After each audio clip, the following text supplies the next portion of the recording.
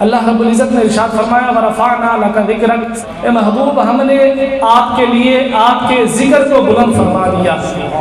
قاضی ایاز مالکی رحمۃ اللہ تعالی علیہ نے الشفاء بتعریف حقوق المصطفیٰ میں اس کے حوالے سے لکھا ہے کہ آقا علیہ السلام کی بارگاہ میں جبرائیل امین علیہ السلام حاضر ہوئے اور عرض کی یا رسول اللہ صلی اللہ علیہ وسلم، میرا اور آپ کا رب فرماتا ہے کہ کیا آپ کو پتہ ہے کہ میں نے آپ کا ذکر کس طرح بلند کیا؟ میرے حضور نے فرمایا میرا رب بہتر جانتا ہے۔ تو جبریل علیہ السلام نے عرض کی کہ اللہ رب العزت ارشاد فرماتا ہے کہ اذا ذکرت ذکرت معی، محبوب جہاں جہاں میرا ذکر ہوگا ساتھ میں تمہارا ذکر ہوگا۔ میں نے اس طرح تمہارے ذکر کو بلند کیا ہے۔ میں اور آپ اگر غور کریں، ہم کلمہ طیبہ پڑھتے ہیں، کوئی بھی دائرہ اسلام میں جب داخل ہوتا ہے تو کلمہ اس کے لیے شرط ہے، اس کے بغیر دائرہ اسلام میں داخل نہیں ہو سکتا۔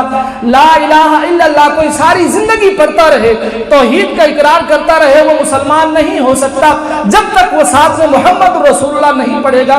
تو پہلے حصے میں اللہ کا ذکر ہے، دوسرے حصے میں اس کے محبوب کا ذکر ہے، کلمے میں بھی اللہ کا ذکر بھی ہے، ساتھ محبوب کا ذکر ہے۔ میں اور آپ اگر اذان پر غور کریں، دن میں 5 مرتبہ اذان دی جاتی ہے، جہاں پر اشہد ان لا الہ الا اللہ ہے، اس کے بعد اشہد ان محمد رسول اللہ بھی ہے۔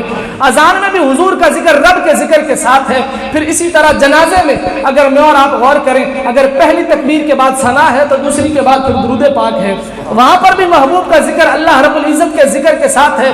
اسی طرح اگر جو نماز فرض ہم پڑھتے ہیں پنجگانہ، اس میں بھی میں اور آپ اگر غور کریں، جس طرح ہم ثنا پڑھتے ہیں یا اسی طرح التحیات پہ بیٹھتے ہیں، پہلے التحیات للہ والصلوات والطیبات، پھر السلام علیک ایھا النبی بھی ہے، پہلے رب کا ذکر ہے، پھر ساتھ میں اس کے محبوب کا ذکر ہے۔ تو جہاں جہاں رب کا ذکر ہے وہاں وہاں اس کے محبوب کا بھی ذکر ہے۔ اس طرح فرمایا اذا ذکرت ذکرت معی، محبوب جہاں جہاں میرا ذکر ہوگا ساتھ میں تیرا ذکر ہوگا۔